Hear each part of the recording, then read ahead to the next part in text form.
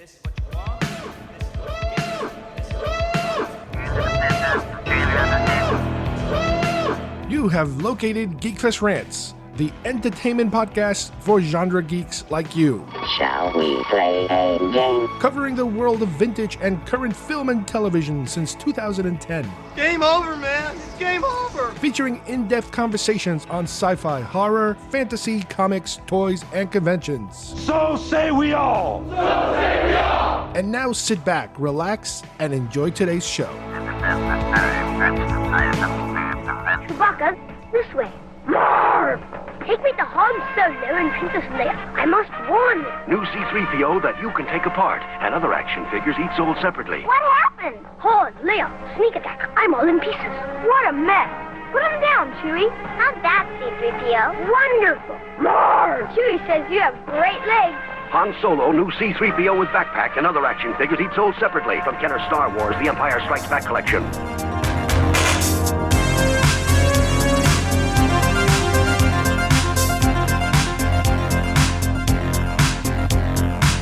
Hi, everybody, and welcome to GeekFest Rants. My name is Carlos Perron, and today we are joined by James once again.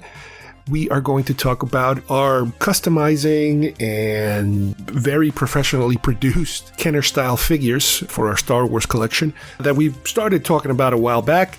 We are catching up. We seem to always be playing catch up with our figures in terms of letting you know what's out there and what's new in our collections. This show, as it's been lately, has been delayed quite a bit, and we are going to be talking about certain things that may have already passed, definitely already passed in terms of the release of some of these figures. So please bear with us as you get to hear our anticipation of something that's about to come out, and you will hear about our reaction in a future episode of some of these things and what we thought of them. But the majority of it is stuff that's already been out there that we finally got our hands on.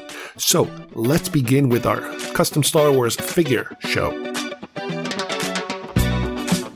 You can collect them all. You are a toy! Batteries not included. Just get those wonderful toys. Details on specially marked packages at participating stores.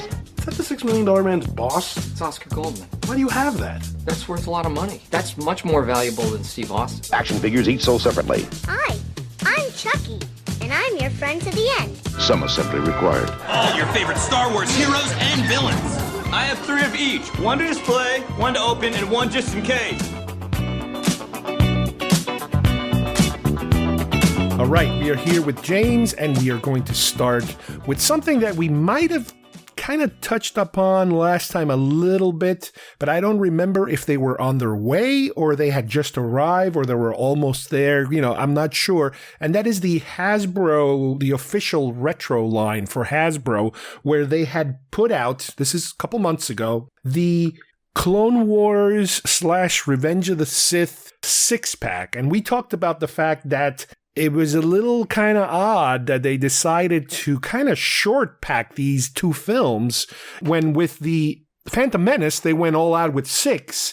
And then this time they were kind of like, well, we can only do about 3 at a time. And the fans actually like these movies, and there's so much to choose. Right, but it doesn't show too much, in my opinion, faith in the possibility of them saying, hey, let's just go crazy and hit every movie with 6 figures. I think maybe they got stuck with too many Phantom Menace stock, and they realized we better go a little slower on this thing. Well, that's the problem. They did it with Target. And Target is a little bit more difficult to get them. So they sit on the shelf or they get discounted fast because Target's got to move shelf space. So I think that's disappointing because I think we ordered ours through Pulse or has something. Pulse or one of those. I forget. Sometimes they bounce around. But with the 3 Sith characters they gave us was General Grievous, a clone trooper, and Anakin. Again, this is all from Sith, from Revenge of the Sith. And then the other 3 from Attack of the Clones were Mace Windu, Jango Fett, and Padme.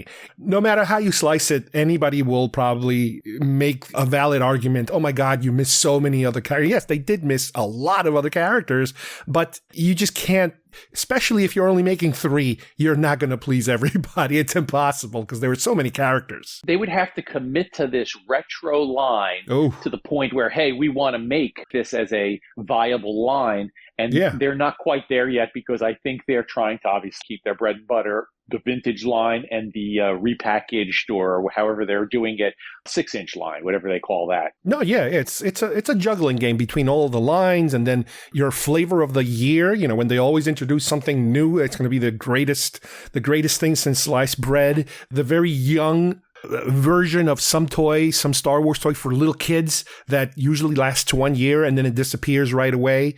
I know that they had this whole Young Jedi, I think, cartoony type of thing.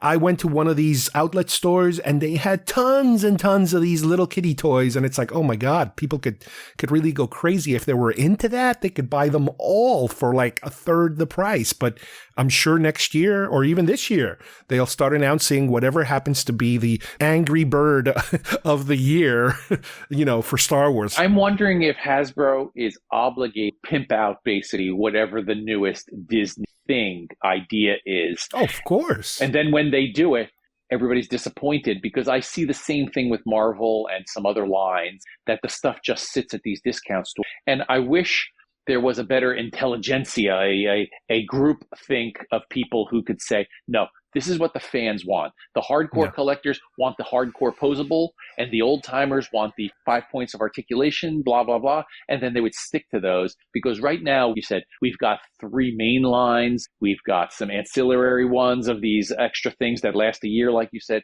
It's very disappointing. It's like a waste of resources. I wouldn't blame Disney because I remember even before Disney was involved with Lucasfilm, there was always, like I mentioned before, Angry Birds and these little, like, remember the Army Man, but they were Star Wars characters. They always have to try to appeal to little smaller kids. So they'll try anything. It goes back to Kenner, original Kenner with the droids and the Ewoks and, you know, the micro collection. Yeah. They want to try something new and see where it goes. And then it basically flounders. Now, the other Hasbro line that came out a little bit after, I think the ones we just talked about, was the Acolytes line, which for this one, they kind of went back to their original formula of let's do all 6 of them having to do with that particular brand. And just again, so everybody knows what we're talking about, there were 6 characters. One of them was Mother Aniseya, I think, which was kind of like the witch, the lead witch of the whole thing. There was a Jedi Knight Yord Fandor, which was the younger Jedi Knight of the show. There was May, the assassin twin, you know, the evil May.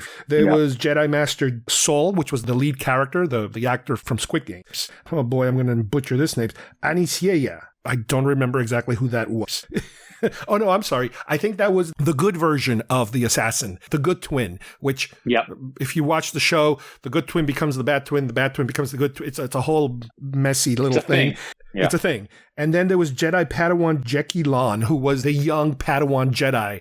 I didn't have as much of an issue as some other people had with the show. I honestly wish we would have gotten a second season because there was some big cliffhangery kind of thing that would have brought something interesting to the whole world of Star Wars. But hey, whatever, they try it. And if it doesn't work, they move on to the next one. But yeah, they really put their money on this one because if you think about it, they plan these things out so much in advance, the toys I'm talking. Yep. So for them to produce 6 figures so much in advance, they really thought this was going to be a home run for them, which it wasn't. You know what my beef was? No Wookiee. Where was the Wookiee? Everybody loves Wookiees. And he was actually a player. He was a Jedi. Yeah, he was a Jedi Wookiee, which, yeah, again, it's one of those, you only got 6, pick 6. And my beef was the main bad guy is not even here. The main bad guy, the Sith big guy, is not in part of this wave. So it's like, maybe they thought there was going to be a second wave, something like that. Again, poor planning. But also poor sales killed the line. Yeah. So how many times have we seen that? You know, we always talked about, oh, well, one day maybe they'll put out a solo wave. Or we talked about Andor. There's still no Andor. Hey, maybe one day they'll put up a wave of just random different characters from different shows. Maybe they will put one from the Accolade, like there's your Wookiee, and then we'll throw in another character from another show that was never made and stuff like that. They could do a television mix bag of 6 figures. You never know. They could go either way. Now, let's move a little bit now towards the heavy hitters, the ones we mentioned last time, and a couple of new ones that we forgot to mention or we really didn't go into much detail. And these are people that are producing things in a more professional level. I mean, some of them are one at a time type of manufacturers, but some of these we talked about before, like the Next 17, that these are people that are actually in contracts with factories in China, and they're bringing this stuff from overseas that looks just like something that could have been done by Kenner, like Stan Solo quality material. But let's hit the last 17 because, again, there have been a lot of new figures that have entered our homes since the last time we talked about. And we might have touched upon this a little bit, but one of the new projects as the last 17 did was the Back to Luke. This is one that they were teasing and they were showing us these like blurred images, which is, I think this is a thing now with Patreon. That's their new people. Thing, yeah. Yeah, they like, you're a special member. They let you see the picture unblurred ahead of time. They can let you order ahead of time. All these little games that they play now. You joined for $2. I didn't. And now I have to ask you, hey, what are they showing? Yeah. I think it's this. Yeah, I joined for the cheapest rate, and then I'm like, okay, well, I could see it. But then like 2 days later, everybody sees it, so it's like, no big deal. But what they did was they took from what I understand, the Funky McClunky specs from their render of the Back to Luke, and they manufactured their own Luke, and they manufactured an actual tank to put him in it. So that is one of the things that they put out. It came with its own background cardboard slidey thing you can kind of put in the back. I'm starting to like those cardboard things. A couple of them, a couple different things showed up, and I'm starting to dig them for like a quick picture. And if you don't keep it displayed that way, but it is actually a nice, easy display too. Now, the thing that was added, that you added to it when you sent it to me, because sometimes we order for each other for many reasons. Sometimes for reasons of, well, one person's name is not on certain lists, or for, hey, you're already ordering and it's easier for you to just get the whole thing without, having to go crazy with shipping. But one of the things that you added was the blue tint to the water, because obviously there's no water, and the clear plastic that they put is white clear. Yeah. But in the movie, if you guys remember, there is a slight blue tint to the water in the tank. And I just use regular Roscoe gel, from TV lights and cut it, put it in. Hopefully you like it. Hopefully when the sun hits it the right way, it looks like he's glowing in his Bacta. It works. It actually works. I've seen some people use also the control panels from the more modern Hasbro versions of the Back to Tank playset, so that the droids can be there pushing buttons and that kind of thing. That's kind of neat. That's a nice little interesting thing. That would be cheap too. I would actually consider that if I could find it. If they sold them loose, that would be a great thing to buy. Just some loose equipment. The other thing about that set, the only disappointing thing about it, which is one of those things that I'm sure a lot of people can kind of maybe on their own fix, is that it didn't include the breathing mask and tube that he has. Or the hanging. You could hang him from the top. Or any hanging device. Yeah, you could make your own little strap, but the hanging thing, you'd have to probably use something from the survival kit or something like that with the mask over his face. I mean, I guess that would work. Yes, that. Or the modern one. Just grab the modern mask, or some leftover pieces from a 2-1B, like a spare 2-1B breathing thingy or something. I haven't done it yet, but it's one of those, when I display that one, when I find the place, I'm going to make a couple of additions just to give it a little more oomph. I stuffed some cotton balls at the bottom, so he looks like he's elevated floating a little bit, okay. And his feet aren't just at the bottom. And you can't really tell. And again, it's a pretty cheesy display. It's just supposed to be sitting there as part of the Hoth display I have. And so he's there. Now, around the end of the year, and again, we have talked about this, I went in and said, you know what, there's a couple of more creatures that they're not Cantina creatures, but they're actually Jabba's Palace creatures. And at first I'm like, oh, wait a minute. These are, because again, this is a guy who has I mean, don't get me wrong, his products are awesome, but he does have a reputation for repeating molds, repeating bodies, repeating this, just changing the color of that or the other.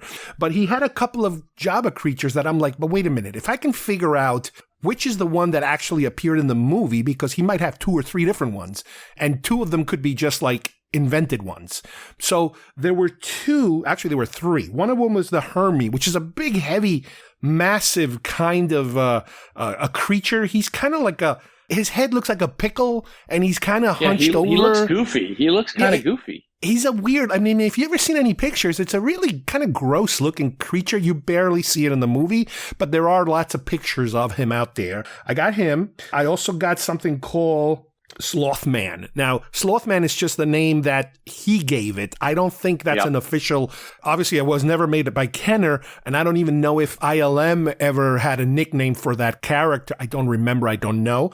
But he's kind of like he's got these two front teeth. He looks almost like like some kind of weird animal. I mean, obviously, everything looks like a weird animal. Like a sloth. He looks a little bit like Sloth from Goonies. Is that him? Sloth is from Goonies, yeah. Yeah, he almost reminds me of him. And then there's another guy called Tuskface, which is another creature with these kind of small tusks on the side. Again, they are legitimate in terms of they are in the movie, but his 2 or 3 versions are not all in the movie. So I ordered just the ones that were closest to what the movie had. And he made an Effin' Mon, his first year, a couple of years ago. That was a long time ago. That's right. And again, he also did the same thing. He made like 4 or 5 of them.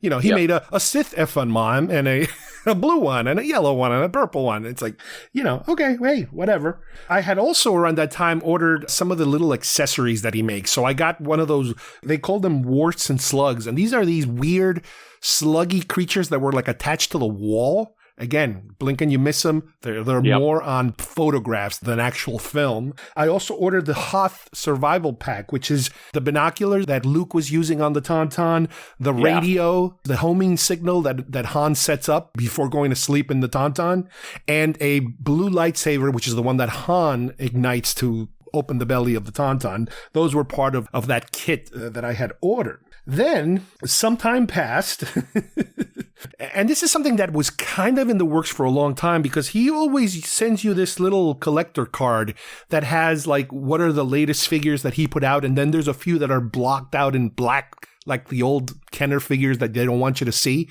One of them was the back to Luke. But then he also had a couple of, like, Imperial officers, just a few of them. And all of a sudden, they put them out, and you and I both missed that wave. Something happened. I think we were not part of the Patreon group early enough that we missed that initial wave. Plus, it was a lot of them, so it was like, you know what? This is a lot of money for a whole bunch of Imperials and a couple of new Cantina guys. But then there was like a second wave that he put out in terms of a reprinting, if you will, or whatever you want to call it.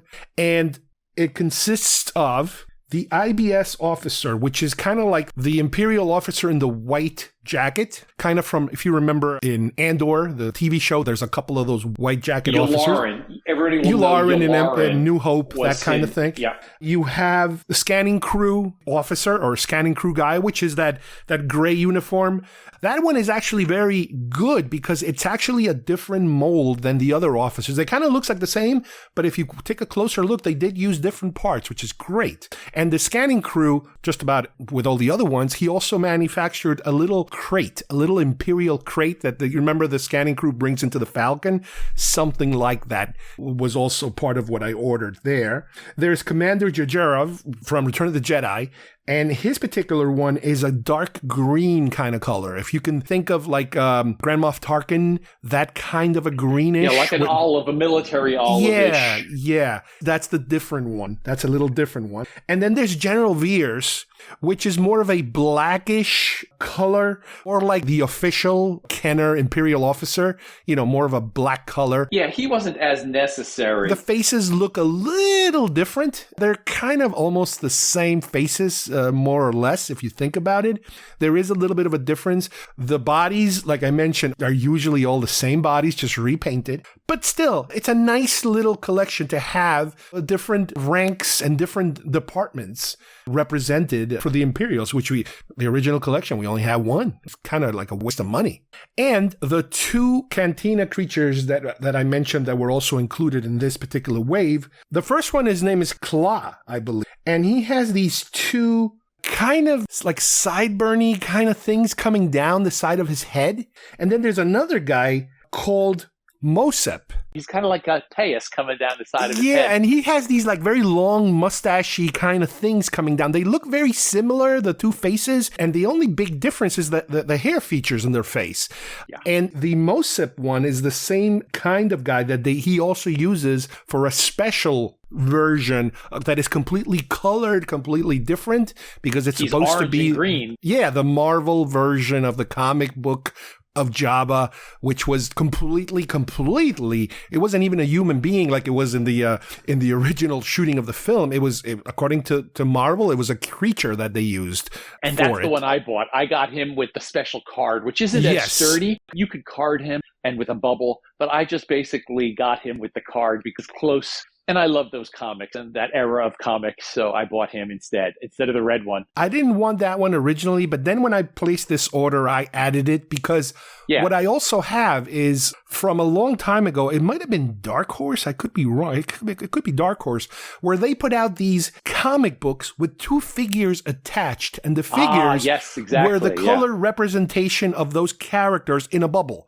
And I have them, I'm looking at them right now, there's 4 different ones up there. There was a Chewie that looked more like his face was painted. And there was like a white, there was like a white Darth Vader and a purple, the colors were ridiculous. But this is kind of fits that whole thing of ridiculous Marvel colors. So I kind of said, screw it. Yeah, the card looked like a 70s Marvel comic cover with the characters around him and the frames, the frames of the comic book that show him as Jabba. So to me, that was cool. I bought that. And that's on display as, because of the comic aspect of it. And he's actually not a bad figure. No, it's not. It's not. Normally, I buy open figures, and I think he was also offering them open. Yeah, I got him with the card, and he's in a zippy. He's in like a little zippy or a seal, a little zip, not a bubble. Yeah, I'm going to keep him in the card because it kind of goes with the other ones that I already own. It's kind of like part of that collection. I have extra bubble, so I may add a bubble to him instead of the zippy, but he's centered as opposed to it being like a Kenner era card. He's more centered, but it's still cool enough. Oh, yeah. The next group that I got, again, a couple months ago, it was a while. It's a company called CFBC Unlimited. They have a lot of figures that they make themselves, and not just Star Wars, they make other lines of figures too. But what kind of drew me to them was the fact that what they're doing with a certain chunk of these Star Wars figures is that if you guys remember the Fan Strike Back debacle of all the people, including myself, that lost money on those, I forget if it was 12 or 13 figures that we prepaid ahead of time. And then the guy kind of like, disappeared with the money kind of deal. What this guy did was he started to manufacture a majority of those, obviously with a different company, and he was using Funky McClunky models, meaning the plans for the Funky McClunky version of some of those figures. He was then, I guess, using his own factory and having them painted. And what I did was, because I've already gotten some of those original 12 or 13 figures through other means since the whole debacle, and even before, I was already going to have duplicates of some of them because I had already gotten them in another manner. I ended up ordering an Aunt Beru, a Cantina Spaceman, which is what they call it. And this is a guy that has like a yellow spacesuit with a helmet. So he is one of the characters that they were going to make. The Biggs in the X-Wing costume, Wedge in the X-Wing costume, Captain Antilles, and Admiral Mahdi. Now, those are the ones that I ordered because those are the ones that I currently did not own at the time. But he also offers Uncle Owen, a holographic Leia, which I never really wanted in the first place because it's it was stupid. It's a full-size Leia in a clear blue, and it's like, well, that doesn't kind of make sense. Whatever, but I didn't get that one. A Sand Trooper. I made my own Sand Trooper, so I wasn't going to order his. A Rebel Trooper. We talked about this last episode when we talked about the figures. I had already purchased one many years ago, just like I think James also had from a different person that made him really well. The Stormtrooper Solo. Han Solo with the Stormtrooper disguise. I've gotten those from Smith Lord. I know Stan Solo. I know the whole debacle with those two companies. They each had their own version of it. So those were already, in the pipeline. R4M6, which is a triangular head astromech from, let me think. I think it's from the beginning of New Hope when they're walking the prisoners to the rebel transport. It's one of them that they were going to release, and then the whole company went out the window. And then Stan Solo made his own as a, hey, everybody, hey, I'm making this one because I know you guys got screwed by blah, blah, blah.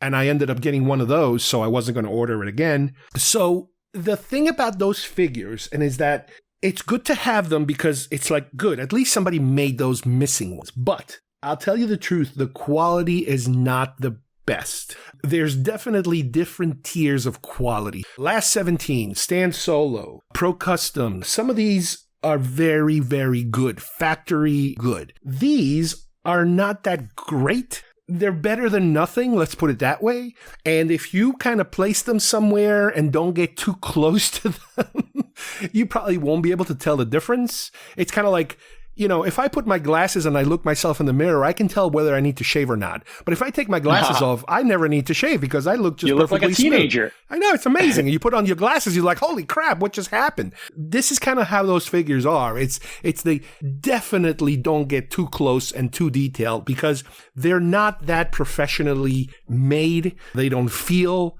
like the type of material that that a real Kenner figure feels like.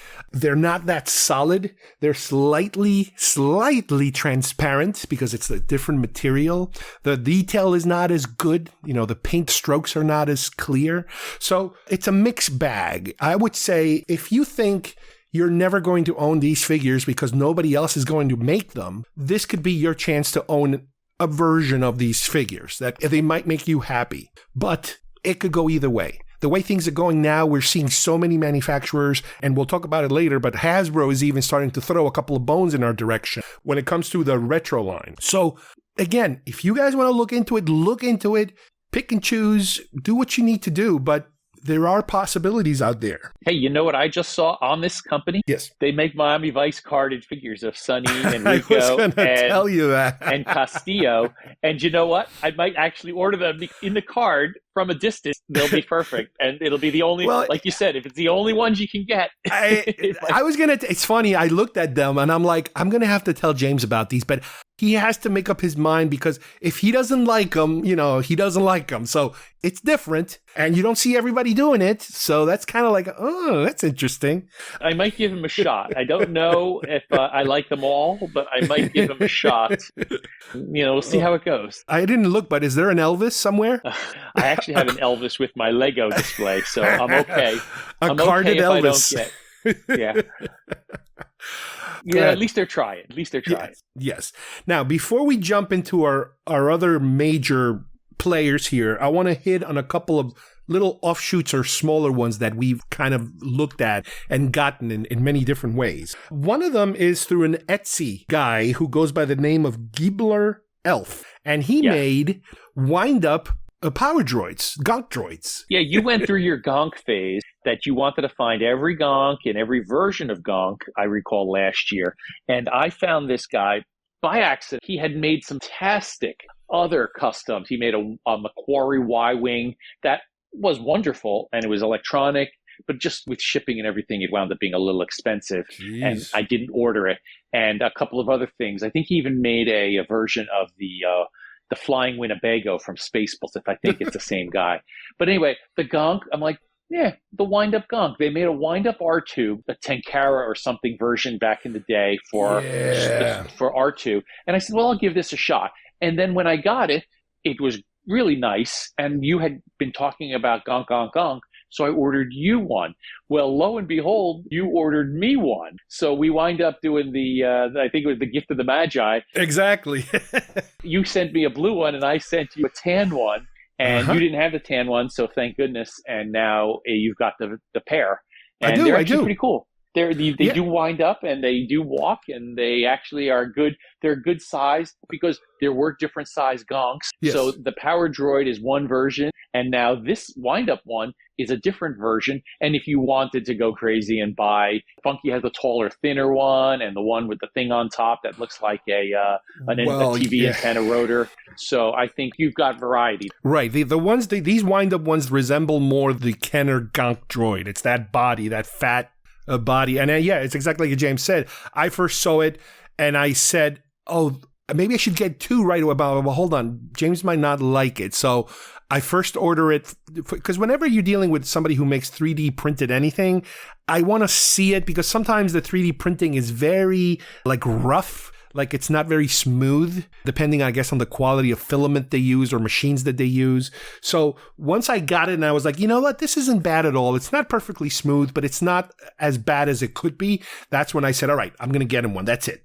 I'm getting him one. And that's how we ended up exchanging gonks left and right. The other one that I just actually got maybe about a week ago is one that James was telling me about that he got a couple of other weeks ago that always seemed to kind of, we always kind of missed it. And that is the Y-Wing Pilot. And this comes from Keeper Faith on eBay. That's the name of the manufacturer. So it's your Kenner style, very well detailed Y-Wing Pilot, which it's from Return of the Jedi. It's not the Y-Wing pilots from New Hope, but it's that weird gray uniform with that helmet that kind of goes around their head with a big glass acrylic thing in the middle that we only saw one guy and he kind of explodes in the process. But it's a very odd design, if you will, that was only introduced in the last film.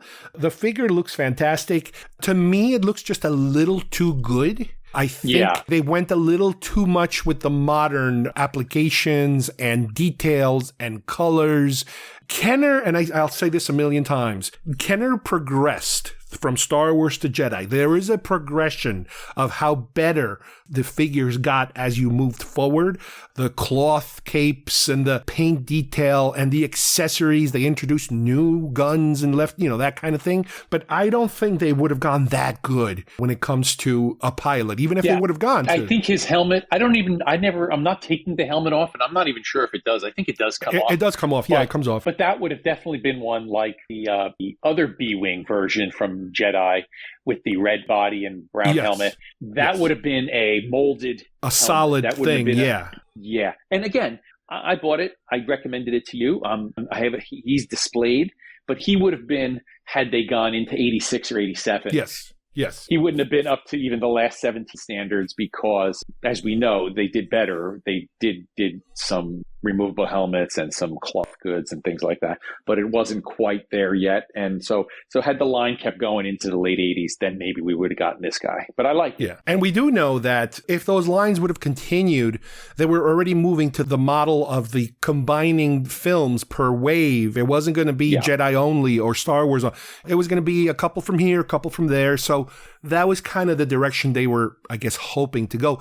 But they were also trying to introduce completely new things that had nothing to do with the movies or even the television shows or the cartoons. They were trying other things. I'm glad it didn't go that direction because none of those turned me. Yeah, there was a lot of weird stuff that was there on the conceptual. Their version of extended universe or expanded universe at the time didn't do it for me. I would have continued we talked about by this guy who, like the next 17, there was a guy who from Central America that was making his version as if he continued different waves. Those were awesome. But I didn't want any of the expanded universe stuff back then with figures with, I can't even remember their names. It was like a squid head whose head was sideways or something like that. Beef Man something or beef Mongo Beef Man or something. Yeah.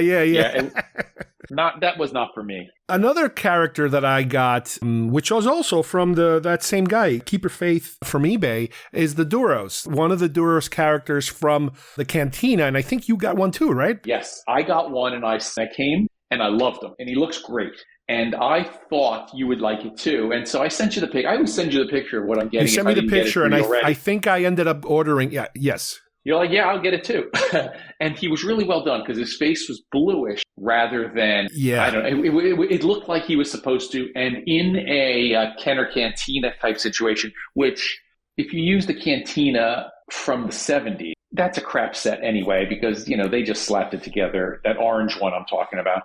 But imagine if you had the room and you bought this Hasbro HasLab Cantina, but filled it with 5-point our retro guys. The Kenner style, yeah. Yeah, this one would be perfect in that. That's something I think we're going to start to see. When that thing ships, I think we're going to see who are more retro guys like us. are going to start filling it up with those and those, Funky McClunky guys and the trash compactor guys. They're going to get those 5-point articulation guys and fill it up rather than the new versions, the vintage collection or whatever they're calling it.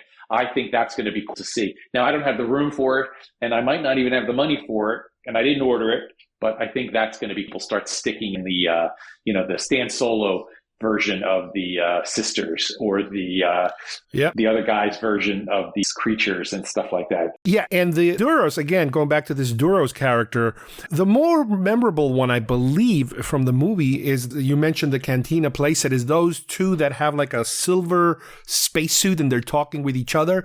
But there were other Duro masks with other costumes that kind of match the one we bought. It's more of a Tatooine, cloth kind of costumes. There's plenty of websites, and we actually looked at these. I think I probably sent you copies of people that have been able to compile like every single character that appeared in the Cantina, a picture of each one. Or there's YouTube. We watched a multi-part YouTube thing that showed every version of it, sort of identified the actor that played it, perhaps, the humans that were in it. I was very impressed with that season. I don't know what that guy, that should be on some disc somewhere. That was a great video. Yeah, it was like an 8-part video. But then I watched another video from another guy that does something similar, but he also tells you if the character was manufactured by Kenner or Hasbro. So that's also a cool one, because you're like, oh my God, they actually made a figure of this, whatever weird thing, you find in the background. So those were really, really interesting.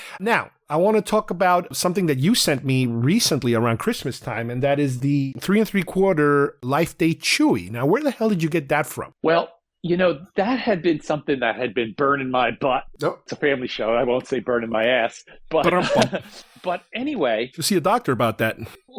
Life Day has been one of those things that I goof on and only the people who know what I'm talking about. Like, I'll say Happy Life Day around the middle of November, and half the people like, what is this guy, an idiot? And the other people will be like, ha ha ha again. And I'll send a picture of Chewie, like or something like that, in his red robe. Well, Hasbro, I'm going to say at this point, it's about they put out the vintage collection Life Day, but it was the modern, many points of articulation. And I don't even think the robe was cloth. I think the robe was plastic, but it was on a Kenner style card. The vintage, the retro style.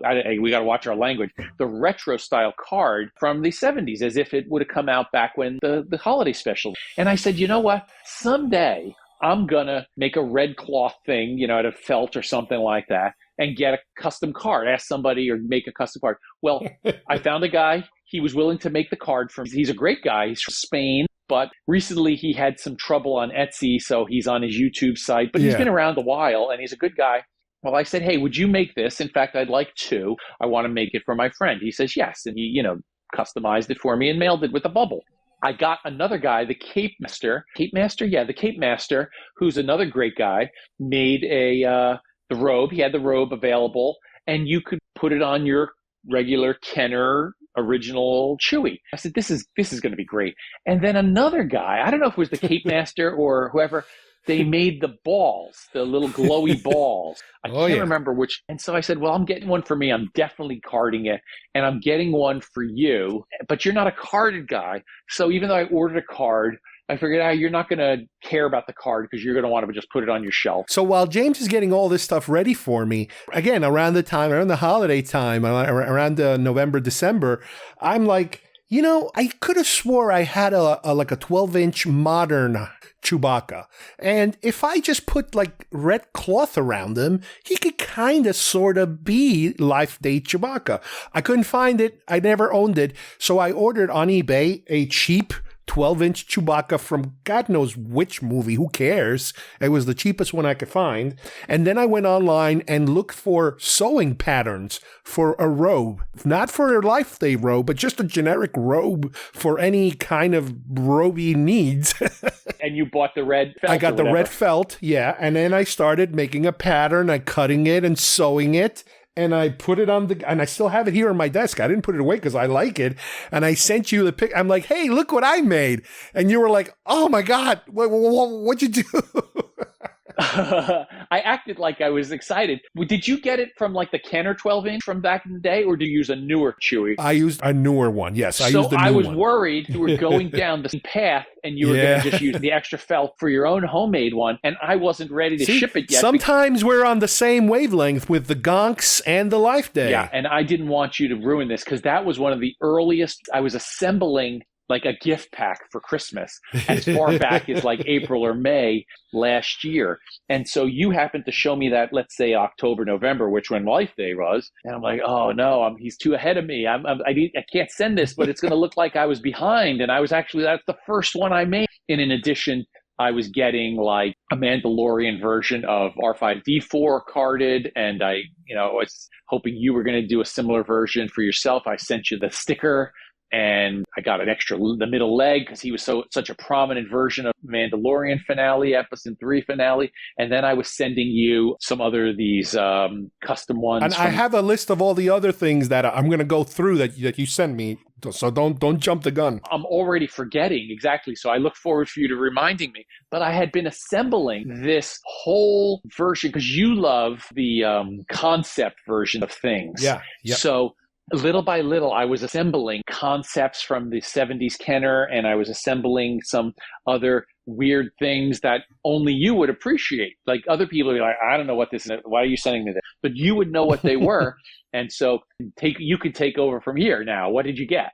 Well, let me jump here to the prototype figures that you're talking about. I received from James. Now, let's go down the list. A Ponda Baba, a Gonk, not the wind-up Gonk, a prototype Gonk, an R5D4, I think, body that is slightly different than the final one. Yep. A Death Star droid head that is part of a model kit that I can then attach the head to a droid body, and an R1G4 prototype body also, which is part of the R1 series of droids, which we'll talk about. So, James, why don't you tell us about one by one, the Ponda Baba. So the Ponda Baba was kind of like this for faith guy, made it, and it was did differently. He didn't look like the idiot that we got with like an orange vest and blue tights. He looked like he had an orange jacket like he did in the movie with brown pants. It's even the same figure, but he didn't look like this, mishmash. And the trouble is, as we've said, they were looking at black and white pictures. They were looking at heads only or torsos only. So the guys figured, oh, he's a walrus man. He must have webbed feet or something. So we got a really bad walrus man, and we got a really bad some of these other characters. And for anybody who doesn't understand what we're talking about, these prototypes were done by Kenner, but they were using, for some of the other characters, for some of the human characters, Adventure people. They were Adventure Fisher-Price people Adventure bodies. people. Yeah. Right. Which I loved. I love that series. And I've seen a lot of people actually sell those. They customize the Adventure people to look like Star Wars figures. I couldn't do that for you because I wasn't that good at Right. The ones that James sent me are more of like creatures or droids that are non-human ones. So there is a picture, you can find it online, that has a mock-up of 7 or 8 figures, and that's where that came from. I think it was the 1970 Toy Fair picture. Yeah, and something like that, yes. It shows the Death Star droid, but has a bug-looking head. It shows the R5D4, but he's more stocky, boxy. Yes. It showed the Gonk was more squarish rather than what we got. And it also, the Walrus Man with the different paint job. And it might have been a Greedo with more of a bluish and green rather than the green and whatever that we got. And then finally, I think, was a very rare picture that is factually existed in there's been those Toy Fair shows where the guys, the original designers say, that we were going to work on that. And it was black. And he had, now the movie R1 did not have moving arms and legs. But because it's a Kenner line, they tried to make him playable instead of just this hunk of plastic, which is what we would have really wanted. The R1G4, yes. Yeah, we would have really wanted the hunk of plastic. And that picture is not part of that whole poster of 7 or 8 figures. That was a completely separate... So they found somewhere in the archives. But he legitimately existed as a prototype, and Funky or Trash Compactor or somebody made him, and I grabbed him for too. So you have now a model set, which is where the head of the Death Star droid came from, this praying mantis model set. that like a giant from praying the mantis. 50s or something. This giant praying mantis attacks Earth or something like that. Well, the head came from that. You have to snip off the antenna, and I bought that for you. I think I got it for like $20 or $30, and it was a sealed, more modern, maybe from the past 20-year version. And you can go in now and paint it. That's something you can do. Well, I took the head out of there, and whatever belongs with the head, and I have it in a separate place now with the rest of all my to-be-assembled figures. Good. This way, it's in its spot. And I can't paint, but I bought the head and body from Funky or Trash. I think it was Trash Compactor, that one, of R5D4. But I sent you a new sticker. So you'll just have to paint like the head red, and then you put the sticker on, because basically the body was we got, so the sticker will match, but the head was the head that was completely, it was like a solid cylinder. It didn't have any of the slight triangular contours that some of those different astromechs. It was like a toilet paper cylinder. And the whole thing, I went down the hole of wanting to give you each of those from that picture. And I figured the Greedo, you could just get your own Greedo. It didn't have to be painted. Yeah, the Greedo didn't have much of a... Maybe he was a little fatter because of the fact that they're using adventure people. He wasn't as skinny. No, he was the same guy, but he was more bluish than greenish. And I think he had a cloak, which I know you bought a cloak from one of these guys that was like a vinyl. I did, one of those orange vests. So I think it was something like that. It had some weird stuff to it, and I didn't need to buy a Greedo for do that. You can find a beater Greedo from a toy fair or something like that. Say that 3 times fast, beater Greedo. Anyways, it wound up being really cool. I think when you're done, it'll be a nice little addition. And again, these are things that nobody is going to see but us. You'll send me a picture and you'll see it every day. But boy, wouldn't it be cool if you had company of people who are dork enough to know what these things are. And over here, I have my prototype. Like, what? Yeah. People What's wrong with you? How old are you? What is going on over here? Why is he weird? I don't remember him looking like that. And they're like, well, because I have a special one. That's right, and this head came from a set that was actually from a 1950s movie. Yeah. And the set, I removed a piece that's about a quarter of an inch big. Yeah, and your constitutes about 1% of the set. Yeah, your visitor will say, so your friend spent $40 and then shipped it to you, so you can have just that head. Boy, you guys you guys are really something. Good for you. What is wrong with you? Marge, get your coat. We got to go. The only other figure I'm going to add here before I jump into my last 2 sets is the Cantina band member that you found one, and at one point you asked me, hey, what color pants do you like? Yeah. And it was part of that Christmas package that came with all of the... It came with all of the instruments, yes. Yeah, that guy had his own stuff, and you can get more of them. As I mentioned, the last show, you can get more of the... But I can't afford it. They're like $50 and I'm good with one. And I carded him, Tina Band card thing, and he looks great. Yes. For me, you'll just stick one somewhere in your collection and it'll show up nicely. I have seen some people take a Return of the Jedi Luke, the black costume, and then pop in a modern Cantina band member head on that. And I have that. I have a head that I found. So it could be a future project of if I want to add another band member, with a different color. I can paint the boots a different color or something like that, or gray or black or brown or whatever. Yeah. So that is an option. I'm very happy with the one we got because yours looks great loose and mine looks great on my card. Now, I'm going to go down the list.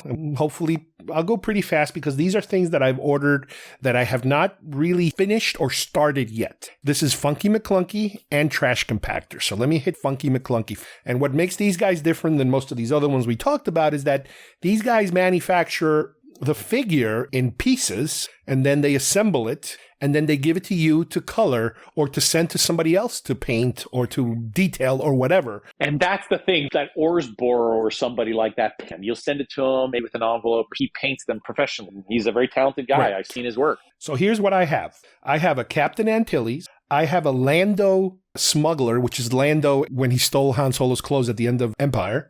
I have a Boshek, who is the guy that Chewbacca is talking to in the cantina.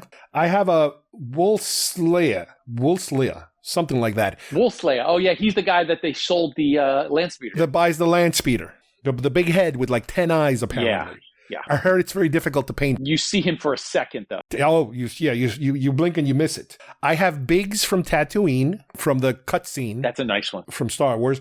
I have Medical Luke and Medical Leia, which is the Luke and Leia from the end of Empire when they're standing there looking at the Falcon tape. I have Nabrun Leeds. And that guy is the Cantina guy with the forearms on the goggles. Yep. Yeah, with the goggles. I have him. I have Leia in the Ewok Village costume, which is something that should have been made. I have Aunt Beru. I have Leia from the Bespin escape sequence, which is her in the completely white Hoth outfit without the vests and all that stuff. And I have one it's an interesting one.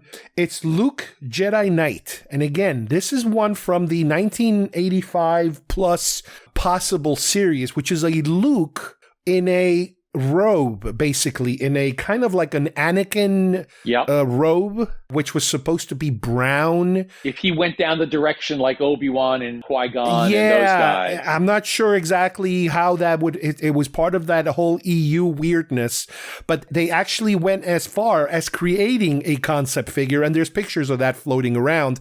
Again, it might be part of that German catalog or something that they were thinking of. So these are all, again, they're in pieces. I have these little boxes. They're all in different little squares. You've got quite a project ahead of you. And that's just funky. Now let's move on to Trash Compactor.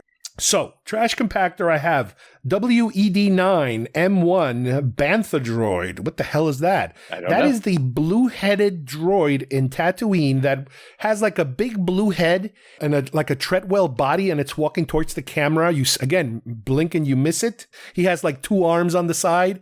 He looks a little bit like the droid from, if you remember Buck Rogers. Yeah. That big robot, Crichton. Crichton, yeah. He looks a little like him. His Isn't head. it sad we know Crichton's name? The concept messenger droid from the Macquarie Art, which is a ball droid that was supposed to be a messenger droid that was never manufactured for the film. They ended up making a large version of it, and it's supposed to be some kind of little transport land speeder that Stan Solo made a large size, over $100 version of it. Yeah. This is the small one from the Macquarie Art. So I like that. I remember the art, and I ordered that particular droid. The 2X7KPR. This is a little droid from the Jawa Sandcrawler sale. It's one of these little tiny droids that pops out. He's like, it looks like a little vacuum with a steam pipe on him. Yeah, like a little thingy with little leg, with a little Treadwell kind of deal going on. These CZ communication droid, which is the one you ordered, that then I ordered myself. It's the one that's walking with the funky looking face, the weird eyes. I kept mine white just because I figured Kenner wouldn't have done too much And you effort. carded yours, I believe. You said you carded it, right? Yep, I did. Yep. Yes. The AV6R7, which is probably one of my favorite of all of these, because this is called the Imperial Supervisor droid. This is a droid that I had no idea existed. And sometimes this happens to us, and we're going to do a show in the future about other stuff that was never manufactured that we'd find out like at the last minute, 40 years later, that these things existed. Well, this is apparently a droid that is inside one of the Star Destroyers, or it could have been the Executor. It could have been Vader's one, I think. Yep. That is kind of like a skinny black droid, similar to like one of those torture droids in Jabba's palace, like a weird thing like that. And he's down in the well or something, right? He's in the well against the wall. And forget you blink and you miss it. You miss it, period. Yeah, I never knew he existed. You had to show me I think you need to go on a 4K television set and then take a picture of it. It showed up on the internet, and I'm like, what the hell is that? It looked like pieces of a droid that somebody had forgotten about.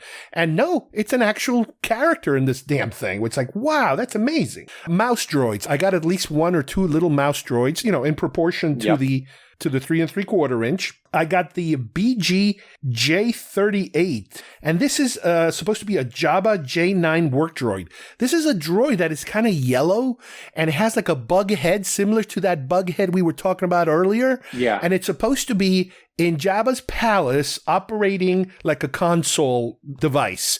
You only see him, I think, from the side or from the rear, but the full model, you can see it in black and white. It's a full build. It's a full animatronic kind of deal, puppet. 2X3KPR V2. This is a perimeter droid, similar to the one from the Jawa sail, but this is when you remember Luke and C-3PO are looking around because R2-D2 escaped, and in the background you see this little perimeter droid kind of doing his rounds, making sure everything's fine outside. Yeah. That's one of those guys. And from them, I also ordered not so much a droid, but I ordered decals, eye decals. One of the things that Funky McClunky was talking about is that it's very difficult to paint eyes because they're so thin and so small. But that one of the things they do now is you can actually order decals, just like they do for when you build model planes or whatever, where you put the insignias and all that stuff. Yep. And in these decals, they sell you different color and size eyes for action figures. They sell you like the Imperial insignia to put in the shoulder or on the helmets, stuff like that. So I ordered a set of eyes. If you're not playing with them, they probably are perfect. No, yeah. So that is where we're at when it comes to all of these different ones, the ones that I actually have to put a lot of time and work into them. But I also have two other figures that I happen to have duplicates of that are on the pipeline of me customizing myself. One of them is the latest Ahsoka figure from the Ahsoka Retro line that I want to paint her white with the white costume that they never put out as far as the retro line go. It's basically the same costume, except it's different shades of white or gray that was used on that series. And the other one is a typical standard Empire Hoth Han. I want to paint him brown. I want to paint his jacket brown, which is supposed to be the real color of the jacket. I'm still against it. It should have been blue because that's what color the figure was. And if they tell me it's brown now... Yeah, the color was blue, and the reality was that the jacket was brown, except that because of the different lighting conditions... Yeah, you're right. Sometimes it looks blue, and sometimes it looks a little brown. It depends on how... Like for the promotional pictures, it looks brown because they're not using movie lighting. They're using just studio people standing around. Yep. But when you see them, especially outside, when they do the color grading, and Empire has this bluish kind of tone to it. The snow is not always white. It's kind of bluish. There's a blue tint to everything. Yep. And apparently that's why you end up... So it's not like I'm throwing my blue one away. No, I just want to create an alternate brown one so I could see the difference of what it would have looked like if they went in that direction. So we've gone through a lot here, and we only want to talk about a couple of future things that are on the pipeline. Before you get past Hoth, you a few years ago, and that's one of the first things featured on your customization shows several years ago, was that you made a Rebel Commander, but we call him Cliff Clavin because he was basically played by John Ratzenberger. And his jacket is slightly different color and style than the figure that they eventually got. Yes. So he maybe has a more of a brownish with some reddish pockets and highlights and stuff. Well, I bought one. You made and you did a good job. That was one of your first ones that you said, because it was very easy to do it, but you just have to do it on a beater. Well, I bought it from Keeper Faith. But it was done by somebody like yourself who finished it, because I'm just not a painter. I don't have the supplies or the workshop or the table time or whatever. So I got it for my Hoth extravaganza on my windowsill that was made to feature my AT-AT.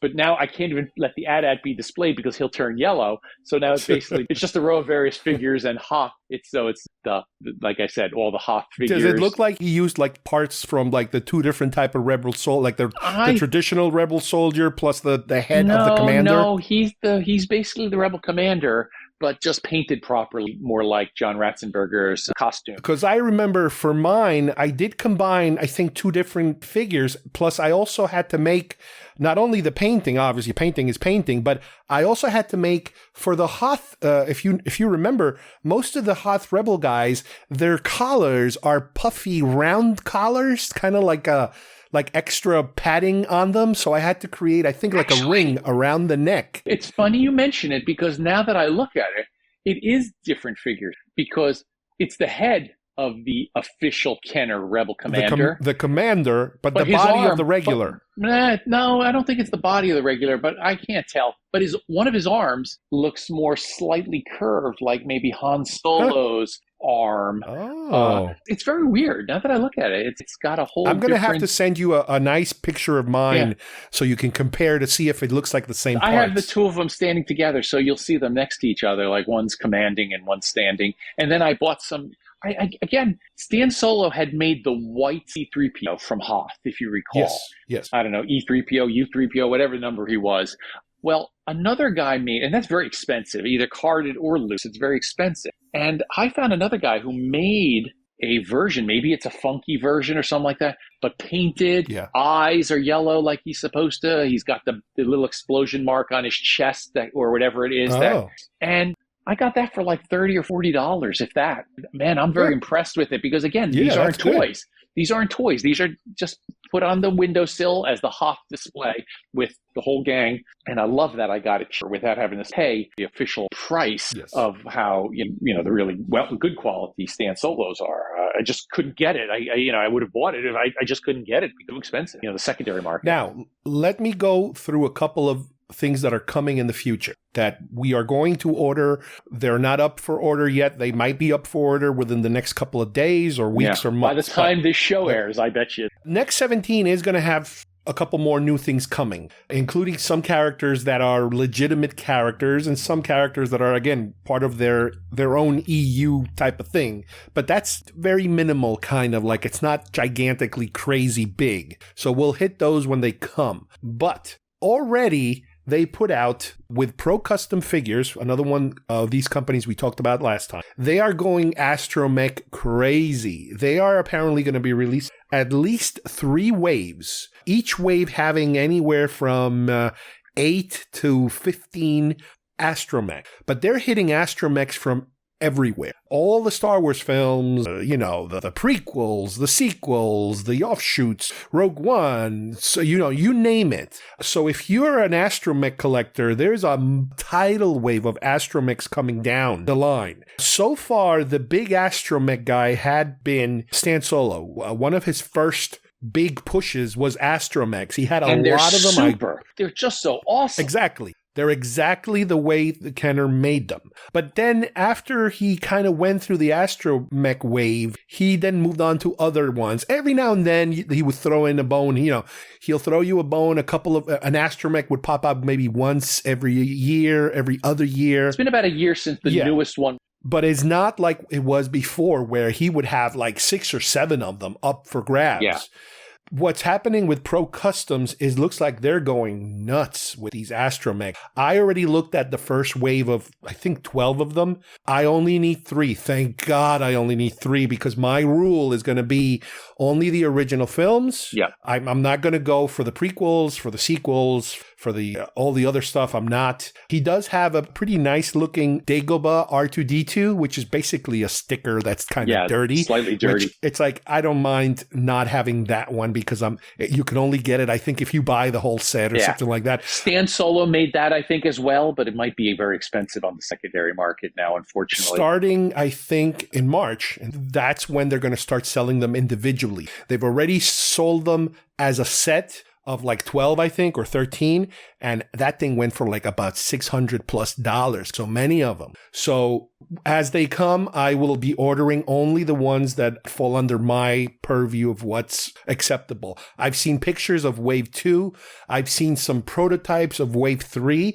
So I think I'm in good shape. I think the future waves will not be hitting me as much. But yeah, if somebody makes a droid, and as usual, I already lost my mind. I started a database of all the droids that appear in the film, the original films, and then who offers them and who's made them and how, So that's my latest and greatest rabbit hole that I'm going down. If you see it and they made it, you'll buy it. If it's on the film, I want it. So within reason, of course. Yeah. Now, the other thing I want to talk about, which just happened to happen today or yesterday or last week, Toy Fair has announced what's coming soon. And usually we prefer to not get anything.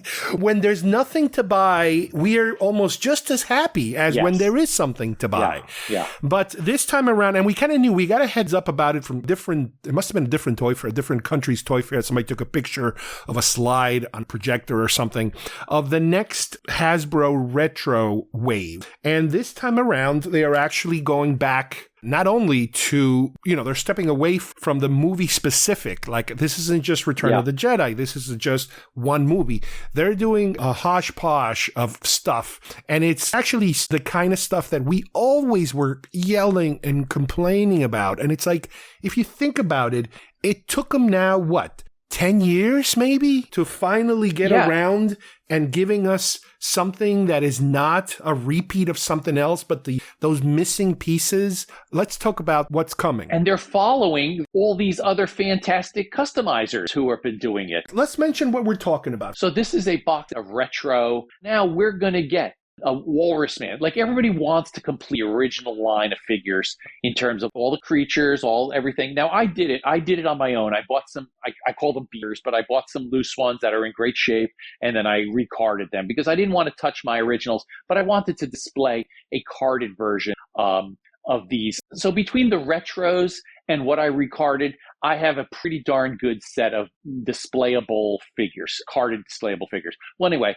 they're going to release a carded retro Walrus. Well, that's great. The people wanted the whole can set that they originally released, but I don't know if they'll get to that or not. But the thing about the retro Walrus Man is that there's really nothing special about him. No, if you think about it. He's just like they did with the first 12. They just are basically just recarding. It's a reprinting, re-release. Well, in addition, they added his pal, Dr. Evison. That's new for Hasbro, yes. We've never had that from Kenner/Hasbro. We got that from the Next 17. Next 17. And other customizers. Obviously, we've talked about has versions. Then, everybody always said, how do we get a Stormtrooper Luke, but not a Stormtrooper Han? How do they not come out together in that? Well, because they probably were going to have a second wave or a third wave of that Power of the Force back in the day, and they never got to it. So everybody's always wanted to. Well, the Smith Lord created really the first best modern version of it, and then other people have done custom versions. Well, Kenner/Hasbro is making a retro. Then, what else has everybody always said they wanted? Well, hold on. Before you jump to the next one, let me make a little note here that the Stormtrooper Han comes with a helmet that apparently it's not a solid helmet like the Stormtrooper Luke, the original. It's more of a rubbery kind so that you can actually easily fit it on his head. Yeah, he just pops on and off, and he looks better proportioned too. Right, because the head has to be smaller for that helmet to fit. And the plastic head was scratching. Yeah. You can find sometimes the Power of the Force version that were causing an issue with the nose or the face scrape. The other thing about the Evison and the Han Solo and the rest of them is that they're all getting original guns. So Evison has an original gun. It also comes with some kind of like a pistol too that I think you could also make it fit on the Walrus Man. This way you have at least something that can kind of credit it. But Han comes with the traditional Stormtrooper blaster, but also with a longer gun, which I guess, isn't that the one that Chewbacca had? Yeah, they threw it to Chewbacca when they broke into the prison. Yeah, that's what he had. So go ahead, go with the next one, the Luke. Everybody's always wanted the ceremonial Luke. And I even bought the last summer, a ceremonial Luke from... Me too. From Pro Custom. And I carded mine, you displayed yours. I wasn't thrilled with it. What I wanted to do was to change the head, but I didn't do it. Like other people have made it with like the original Farm Boy head and a body. By the time I got it, I realized it's probably better to just leave it alone. Maybe I'll break it or something because, I don't know how it's made.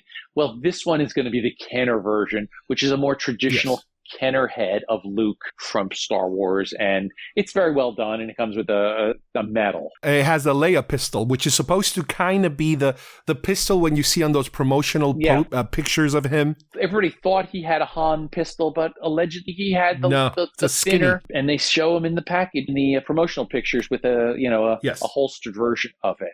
But the next two were no-brainers. We told you this every time we do shows like this. The first characters you see are the droids and the rebel in the black vest with the blue arms. Sure enough, they're finally going to make a Kenner version that everybody's made. The South Central American guy made it. The rebel blockade runner trooper. The Fan Strike Back was supposed to make it. Everybody's got a version of this because really he's an iconic figure. And how do you not have... And now they're going to have a Kenner version. And the last one that is also the no-brainer that should have been made in another wave were the sand trooper. And what's the difference between a stormtrooper and a sand trooper? Well, their pauldrons had the orange, but the most everybody has the orange pauldron, but they had the black or the white pauldron. And these were the guys that roamed Tatooine, that blasted at the Millennium Falcon in Mos Eisley, were investigating the cantina. These guys were almost as prolific as the regular troopers on the Death Star in the first half of the movie that we should have had, or we should have had, like when we made the survival kit, they should have made an accessory that snapped on to the, I don't know how hard that would have, but there should have been something. And finally, we'll have the Kenner version, which isn't even really Kenner, but. And it has the backpack, and it also has a very long gun that it's different. Yeah. It's a different kind of gun that we never seen before. I'm happy that they're there. Other people are complaining that these were like wasted, that could have even been a 6-pack alone or a 6-pack of Fleet or something like that. But I get it. I mean, I don't know. Maybe they want you to buy multiple packs and sell off the other ones or customize. I don't know. But that's what we're getting in the next one. That should probably come out by like. And they also told us that the sticker is removable. And that's the new thing. Everybody has been trying. And I even bought the lighter fluid and the little cotton balls to possibly take them off someday, and just haven't done it yet because why ruin it? It's not bothering me. I'm the only one who sees it. But it has bugged a lot of people who've wanted to do a display of the first 12 without this red blotchy sticker on the front covering it. The whole point of the card is the artwork and this big retro. But in the beginning, Kenner was trying to allay the fears of the original collectors who have carded original versions, many thousands of dollars, to not be But cheated. The originals, they were also stickers, right? Or were they printed? No, the originals were stickers on a card that made it look like it was weathered, like maybe you had it for years. But they were just harder to remove. They're harder. They weren't peel-offs. They were actually that you had the lighter fluid would loosen up the gum. I heard you could use a hairdryer, like a warm hairdryer, and that softens the glue enough to start peeling it very slowly. I have enough of them now, and that I have some, again, beaters, got cards that I bought to take the cloak or the gun or something for a custom thing that I was doing. So I'm going to try them. I just haven't gotten to it because it hasn't really bothered me that much to have the little display with the card. I know what they are. I think more people get worked up over stuff because they want to, what their mind sees. But I know these are retro, so the sticker doesn't bother me personally, and I barely even display them. They're sitting on top of my Millennium Falcon boxes just so I can look at them every day and go, yay, look at, I got this. I know they're not the real thing, but it's fine. I'll get to it eventually and peel the sticker. The last thing I want to mention, and I promise this is the last thing I'm going to mention. No, I actually have a last thing for me too. So you do your last thing. Okay, well, I'm going to have my last one first. My last one is I saw some pictures. This isn't a retro thing. It's not a Kenner thing, but one of the other focuses that I have is from not my favorite film, The Last Jedi, when they had those Praetorian guards, those red Imperial guys. They were the very choreographed fighting with Rey. That I really love those guys. I purchased some of the figures. I purchased all the large, if you guys remember the Jax figures, those they're like a foot or 2 feet tall. I love those guys. And apparently they're going to put out, I think they're supposed to be the 6-inch version of the ones from The Mandalorian, which are supposed to be the predecessors to these guys. I guess they would be in the middle of the Emperor Royal Guard from the Jedi figures, the red ones. Yeah, it's the progression of that. Yeah. There's a picture of 2 of them with 2 different weapons, but I don't know if I'm going to have to watch Mandalorian again to that scene, or was it, I don't know if it was that or Ahsoka, where I wonder if they have actual different type of helmets like they did in the film, or it's the same helmet and then you're just buying multiples so you can use the different weapons. But I definitely want to get those because I love those uniforms, the armor. I love that armor. They're reminds very red and stylized uniform that almost have a feel like samurai. They individualized there, but they're all red, which is the next generation of the Emperor Royal Guards. So that is my other coming soon that I'm going to actually look for or order it from somebody who, from whatever exclusive gets it. Speaking of exclusives, I think you mentioned that the retro line is going to be Target. I heard something. Target exclusive, which makes me worry a little bit because sometimes Target sells out before they post it because of the way Target's system works. We'll have to keep our eye out for that one. I'll buy it on eBay if I have to. But what is your last All thought? right. Well, my last thing, who knows if it's really the last thing, but it's the last thing for today. After talking about all these, where do you put all these if you don't put them on your shelf or in a card? You put them in a carrying case. Well, over the established, there were 4 carryings of the suitcase style from Kenner. There was the original one with very iconic artwork that's now they've made into posters. There was an Empire one. Well, it turns out I stopped at that one because I got the Darth Vader carrying case, and then there was even like a C-3PO carrying case and a gun carrying case eventually. Those were all crap. I never bought any of those. But I never bought the other 2 carrying cases that were suitcase style, and I love those artwork. I love them. And it was just, people were always charging too much and things like that, or you wouldn't find them in good condition, and they were all beat up because obviously people carried them around. Well, I was for Christmas. The last 2 that I would have needed, which would have been the second version of the Empire one that shows the Wampa and some other of those later wave of Empire figures. Yeah, there were a couple of rare ones in there, yeah. And there was the one only Jedi carrying case that was like and it had a number of the Jedi creature on the cover. And they all have the same artwork. It was basically an artist, probably in-house of Kenner, but again, they basically eventually became posters and things like that. Well, I wanted those carrying cases. I just didn't want to spend $400 or $500. People who thought they had gold. Well, I was very, very lucky, and I bought them at Christmas. More than I should have, but less than I would have if I was, going gung-ho. And they're clean, they're nice. I'm looking at them right now. I've left them on display. And I think they have figures in them because one guy sold me with figures, I guess, trying to make a package deal. And I said, well, I really don't need the figures. I'd like the case. And he said, all right, well, I'll give you a discount and I'll throw the figure in and blah, blah, blah. So some of the figures were good. Again, to be able to use displays or beaters or whatever it is. And then the other one, I don't think came with any figures, but it was super clean. And that was, I think, the Jedi one, which is always hard to find because it was rarer. And so that was a nice Is that the thing. one where the plastic is red? The plastic case inside. Some of the Empire ones are also red inside, but the predominant version of the Jedi ones were red. I don't remember ever seeing gray ones like the original ones, but these 2 are red. They have the red trays, the red, vinyl, whatever you want to call it, inside. But they're complete. There's no tears. The handles are good. I'm very, very happy that I got them because now, at the time, I didn't play with them. I stopped opening figures. I stopped doing anything with them. I just wanted them. But now I'm glad I went back and to get them because they're part of the series. There's the 4 cases, and now when you display them, it's odd that there were 2 Empire ones and not 2 Star Wars ones.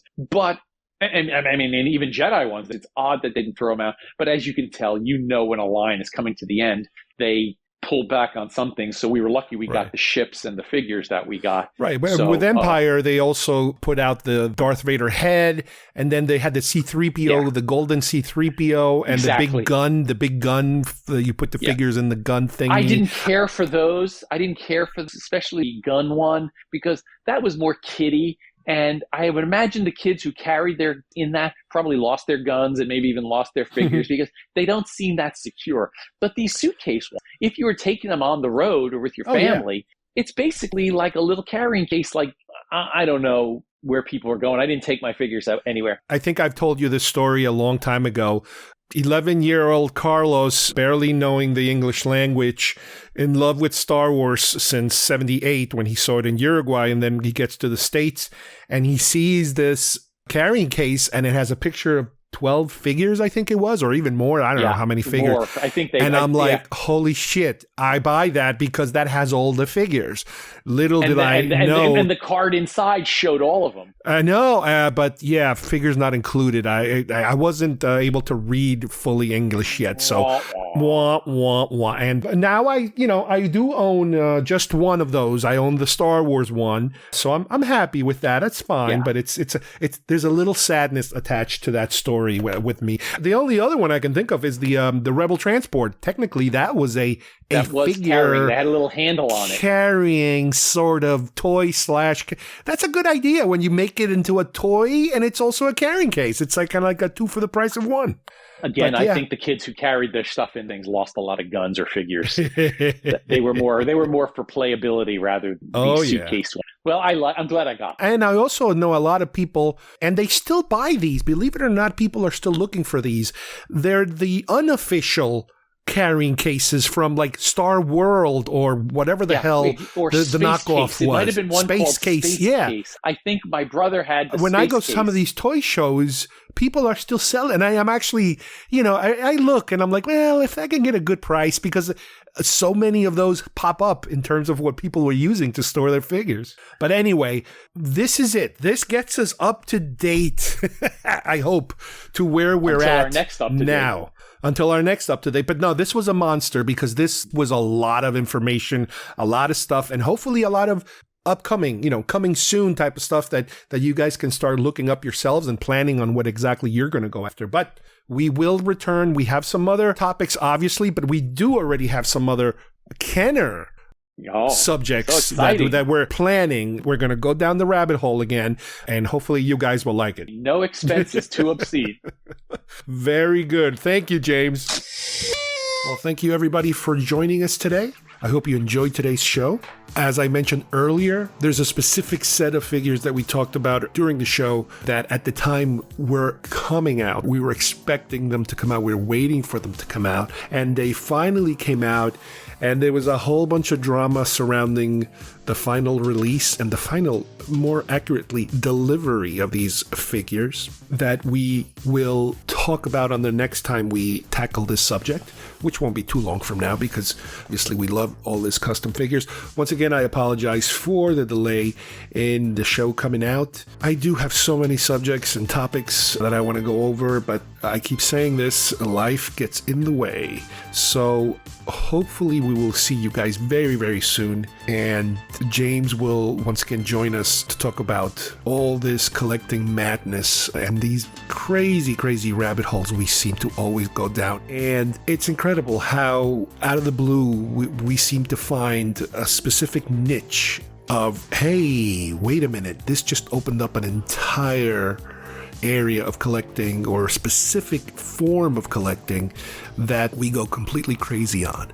So on behalf of everyone at GeekFest Rants, thank you for joining us, and we will see you next time here at GeekFest Rants. Bye-bye, everybody.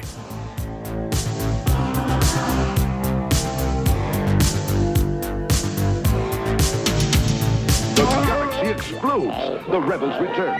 You can relive it all with Kenner's Star Wars Return of the Jedi collection.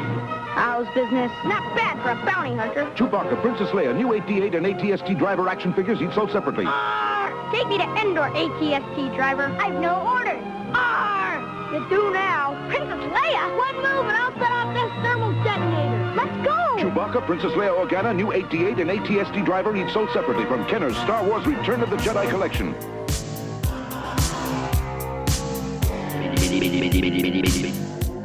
If you would like to subscribe to our show, send us messages, or see video links to some of the topics we talked about today, please visit our homepage at geekfestrants.com or our YouTube channel, Facebook page, or iTunes at GeekFest Rants. I don't know what we're yelling about! GeekFest Rants is produced by Carlos Perron, copyright 2025.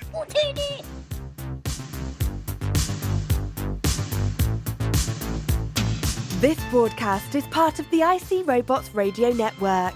Visit icrobots.com for this and many other nerd/nostalgia related podcasts. You won't be sorry for long.